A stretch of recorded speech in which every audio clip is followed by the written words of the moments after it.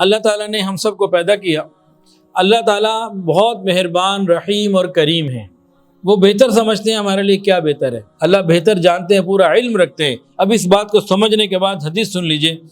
اللہ تعالیٰ فرماتے ہیں میرے بعض بندے ایسے ہیں کہ کوئی خاص عبادت کرنا چاہتے ہیں، کوئی خاص مقام وہ چاہتے ہیں عبادت کے ذریعے، میں ان کو وہ مقام اس لیے نہیں دیتا کہ کہیں ان کے اندر عجب اور تکبر پیدا نہ ہو جائے، کہ وہ مقام تو مل جائے لیکن اندر تکبر آ جائے تو نقصان کا ذریعہ.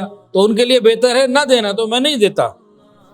اور اگلی بات فرمائی کہ میرے بعض بندے ایسے ہیں جن کو صحت اور تندرستی ملی رہتی ہے تو ان کا ایمان باقی رہتا ہے، تو میں ان کو صحت دیے رکھتا ہوں.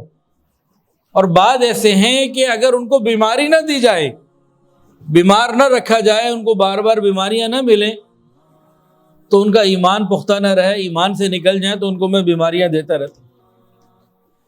مختلف بندے ہیں نا.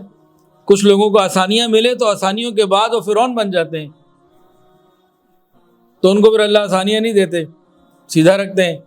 اور کچھ بندے ایسے ہیں کہ اتنے نرم مزاج یا ان کی کیفیت ایسی ہوتی ہے اگر ان کو آسانیاں نہ دی جائیں تو وہ پریشانیاں برداشت نہیں کر سکتے، ایمان سے نکل جائیں، اللہ انہیں آسانیاں دے دیتے ہیں. یعنی اللہ ہی جانتے ہیں. خلاصہ ان ساری باتوں کا کیا نکلا؟ اللہ تعالیٰ نے جس کو جس حال میں رکھا وہی اس کے لیے بہتر ہے. ہمیں اس بات کو یقین کرنے کی ضرورت ہے.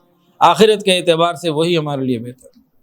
ویڈیو کے نیچے سبسکرائب کے بٹن پہ کلک کریں، بیل کے آئیکن پہ کلک کیجئے تاکہ ہر نئی ویڈیو کی نوٹیفیکیشن آپ کو مل جائے.